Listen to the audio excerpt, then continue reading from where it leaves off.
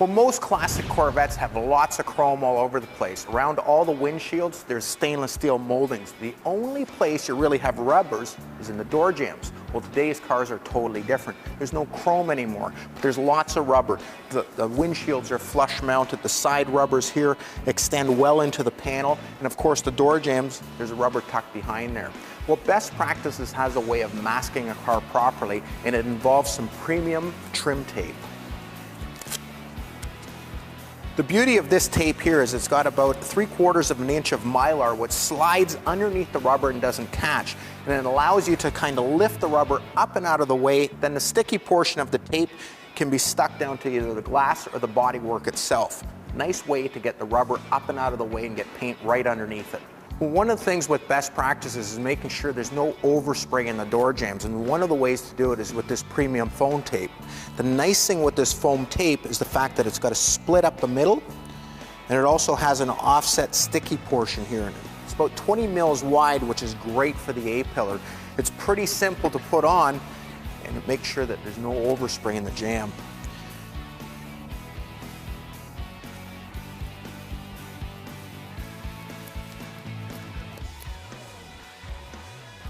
The nice thing too is you can use that split as your guide for how far you should be going in. The idea is not to stretch it.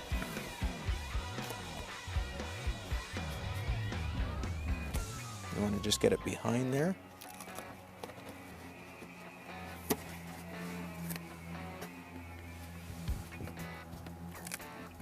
The other nice thing too is you can pull it off and push it back down, and it remains nice and sticky. So it's not going to come off. Then you can just close the door and then use a spreader just to push it in as far as you want. Depends what sort of pattern you want there and how much you want to go into the jamb. And the blend line will pretty much be invisible. Now we've got a standard foam tape, a round foam tape that works great on the stationary position here. Now the thing is, you don't want to pull on the foam again, you just want it to lay down without any tension on it.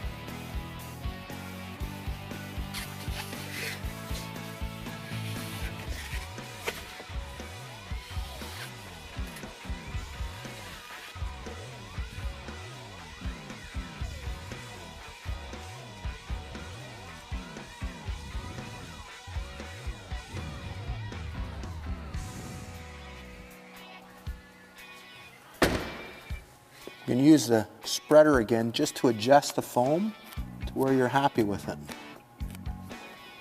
Now the other option again is to use the premium foam on the moving part, the door, instead of the standard foam on the fixed part.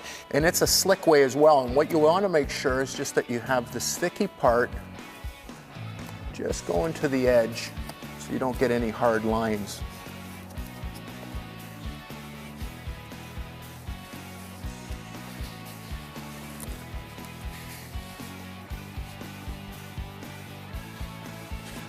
You can just use your spreader and adjust the foam to where you want it. So for some of the trim now, you're going to use fine line, and that'll allow us to work around some tight corners. We got 1/8, we got 1/4 inch, and we got 1/2 inch. We're going to start with the 1/8 here on the door pad. What it allows us to do is get right in the edge there.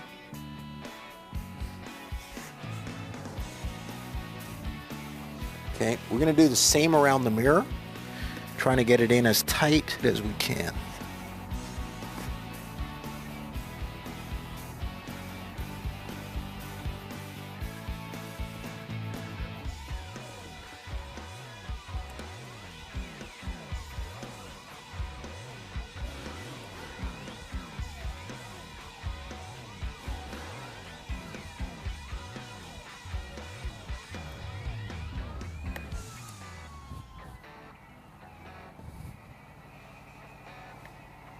Now we're going to start masking with a 6-inch paper and a 3/4 inch tape. And the nice thing is it's a poly paper, it's their premier paper, and it's water resistant, which is great if you're water sanding anything. It's also got bleed resistance, and it's super flexible, so you can get around corners like this. And again, we're just going to tape up to that foam.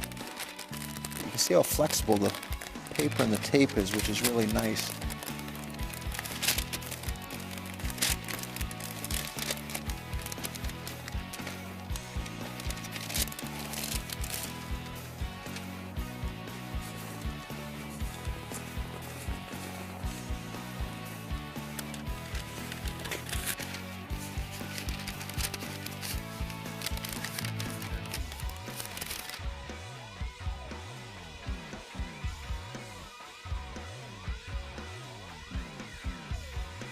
Now we're going to bag the entire car, and the nice thing again, it's a poly coating so it clings, you can tape over it, and it's corona treated, which means the paint sticks to it, doesn't flake off as it gets twisted and moved around.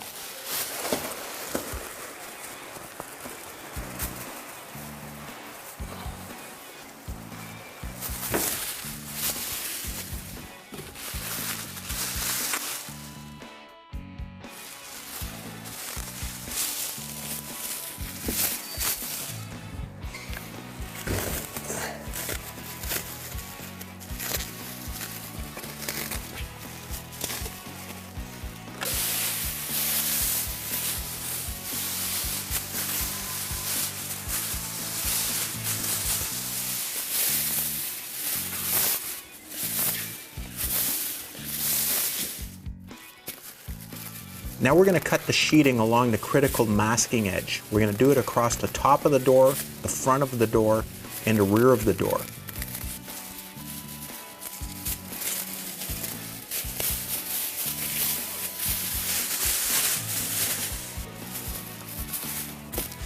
Now the tape,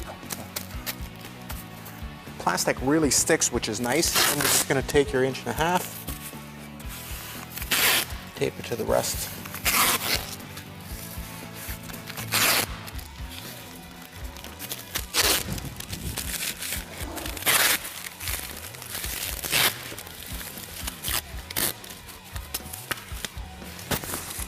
And we're good to go. That's best practices for masking.